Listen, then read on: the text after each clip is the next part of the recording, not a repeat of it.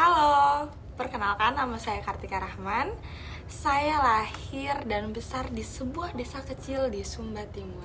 Waktu kecil, saya dan kakak saya sering bermain di Bukit Wairinding. Suka lari-larian, kejar-kejaran, dan kuda-kuda liar yang lewat di sana. Kalau sore, keluarga kami suka duduk di tepi pantai Walai Kiri.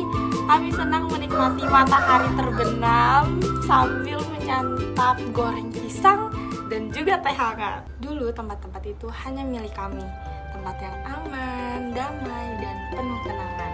Namun ketika tahun 2017, ketika film Susah Sinyal mengambil beberapa foto, gambar, atau video di tempat kami dan tayang di bioskop, semuanya berubah. Mulai tersebar luas di media sosial ataupun di televisi. Turis mulai berdatangan 1, 2, dan banyak lagi. Mereka mencari spot foto seperti di film. Ada yang bawa kamera, drone, bahkan tripod yang begitu tinggi. Bukit Wairinding pun menjadi lebih terkenal. Pantai Walai Kiri pun menjadi foto wajib, dan air terjun Tanggedu ikut ramai. Saya ingat waktu pertama kali desa kami muncul di media sosial. Jujur, saya sangat bangga. Namun, saya mulai berpikir, apakah Sumba akan tetap menjadi rumah kami atau berubah menjadi desa wisata yang hanya dilihat namun tidak dapat dipahami. Awalnya kami senang dengan kedatangan para tamu. Homestay mulai dibangun, warung-warung yang kecil pun mulai ramai. Dan beberapa teman saya pun belajar bahasa Inggris agar bisa berkomunikasi langsung dengan para wisatawan. Tapi perlahan saya mulai sadar tidak semua berubah ke hal yang baik. Sebelum film itu tayang, hanya belasan orang yang datang tiap minggu. Tapi sekarang bisa ratusan wisatawan yang datang untuk berlibur. Wow! Bukit Wairinding yang dulunya sepi sekarang dipenuhi jejak kaki. Rumputnya rusak, sampah mulai muncul, bahkan Pantai Walai Kiri yang dulunya tenang sekarang sering ribut. Ada yang teriak-teriakan bikin video TikTok di tengah upacara adat. Air terjun Tanggedu sekarang alurnya pun semakin terjal karena banyak yang lewat ke sana tanpa adanya pendamping. Beberapa turis bahkan masuk ke sungai tanpa tahu mana tempat yang sakral bagi kami. Saya juga melihat banyak anak muda yang lebih memilih bekerja menjadi supir turis ya dibandingkan melanjutkan tradisi menenun. Katanya uang dari turis itu lebih cepat. Kami memang butuh ekonomi, tapi jika semua itu berjalan begitu terlalu cepat, kami juga bisa kehilangan jati diri. Yang paling terdampak adalah kami, yaitu masyarakat lokal. Anak zaman sekarang lebih memilih mengejar tamu dibandingkan meneruskan warisan budaya. Ibu-ibu juga kehilangan tempat untuk menenun dan berbagai cerita karena para tamu lebih memilih cari spot foto dibandingkan makna. Sementara tetua adat hanya bisa diam dan menyaksikan nilai-nilai moral yang sakral dilanggar. Rasanya itu seperti rumah kami mulai menjadi milik orang lain. Kami memang masih di sini, tapi kami tidak punya kendali. Saya bukan orang yang mengerti teori pariwisata, tapi saya tahu cara hidup kami.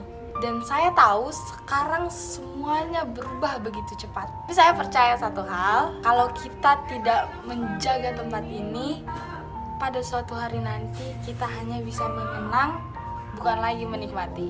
Karena itu saya juga setuju bahwa Sumba harus dibatasi. Bukan untuk mengusir wisatawan, tapi untuk menjaga apa yang kita punya. Demarketing menurut saya bukan berarti menolak orang yang datang, namun membuat mereka datang dengan cara yang lebih sadar dan saling menghormati. Saya percaya bahwa demarketing itu bukan hanya perlu, namun penting. Karena tanpa pembatasan, pariwisata bisa merusak hal yang ingin dinikmati wisatawan. Ada 4 hal yang menurut saya penting. Yang pertama yaitu soal produk wisata.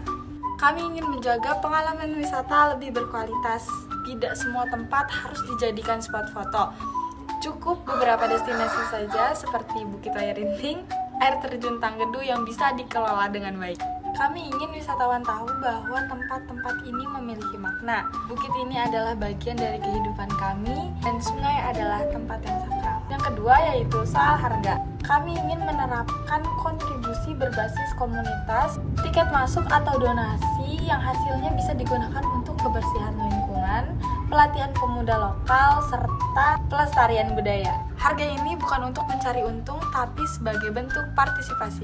Jadi mereka yang datang juga mereka tahu bahwa mereka sedang ikut menjaga. Yang ketiga yaitu soal akses atau place. Tidak semua tempat bisa diakses dengan bebas. Kami ingin beberapa tempat dibatasi, yaitu dengan adanya kuota harian, terutama pada saat hiburan atau saat ramai pengunjung. Dan semua pengunjung harus ditemani oleh pemandu lokal yang paham adat dan bisa menjelaskan batas-batasannya. Dengan begitu kami bisa menjaga alam dan budaya agar tetap utuh. Keempat yaitu soal promosi. Kami tidak ingin promosi besar-besaran yang hanya menampilkan keindahan visual. Kami ingin kampanye di media sosial dengan pesan datanglah sebagai tamu dan bukan hanya penonton. Kami ingin ada papan informasi budaya di setiap destinasi agar wisatawan tahu apa yang boleh dilakukan dan tidak boleh dilakukan. Semua strategi ini bisa berhasil dilakukan kalau komunitas lokal benar-benar dilibatkan. Seperti kelompok pemuda bisa dilatih menjadi pemandu budaya, ibu-ibu bisa mengelola homestay ataupun dapur. Para tetua adat bisa dilibatkan untuk menentukan zona sakral dan yang harus dijaga. Anak-anak muda bisa diajak untuk mengelola kampanye edukatif di media sosial. Dana kontribusi wisata bisa dikelola oleh koperasi desa agar manfaatnya juga bisa kembali ke warga. Dengan begitu pengelolaan tidak datang dari luar tapi dari desa itu sendiri. Bukan hanya menjaga tempatnya, tapi juga menjaga nilai-nilai hidup kami. Kami bukan anti turis, tapi kami bangga tempat kami dikenal. Tapi kami juga ingin tetap menjadi tuan rumah di tanah sendiri. Saya ingin wisatawan yang datang dan pulang itu membawa cerita, bukan hanya sekedar foto. Dan saya ingin anak-anak di sini tuh bangga menjadi orang Sumba, bukan berubah hanya karena tontonan wisata. Bagi kami, pariwisata berbasis komunitas seharusnya bukan soal untung cepat, tapi soal bagaimana kami bisa menjadi bagian utama dari masa depan daerah kami. Kadang saya juga rindu masa kecil saat Bukit Wairinding hanya milik kami, Pantai Walai Kiri untuk tempat bercerita bersama keluarga. Sekarang semuanya berubah, tapi saya tidak menyesal Sumba dikenal. Saya hanya ingin Sumba tidak hilang. Kadang saya juga berpikir, apakah tempat ini akan tetap menjadi rumah bagi anak dan cucu kami, atau menjadi tempat wisata yang penuh dengan suara kamera tapi kosong makna. Saya percaya bahwa pariwisata bisa menjadi jalan untuk hidup yang lebih baik, tapi jika dilakukan dengan adil. Adil untuk alam, adil untuk budaya, dan adil untuk kami yang tinggal di sini. Bagi saya, pariwisata yang adil bukan yang paling ramai, tapi yang paling menghargai. Saya ingin anak saya bisa berdiri di Bukit Wairinding dan masih merasakan udara yang saya rasakan pada saat kecil. Dan untuk kalian yang datang ke Sumba, saya ingin tanya satu hal. Apa yang kalian tinggalkan setelah pulang? Jejak kaki atau jejak rasa hormat? Karena Sumba bukan sekedar latar film. Sumba adalah rumah dan kami adalah penjaganya. Saya juga percaya wisatawan yang datang bukan musuh. Mereka adalah teman kami, tapi teman yang baik adalah teman yang bisa belajar menghargai rumah yang ia kunjungi.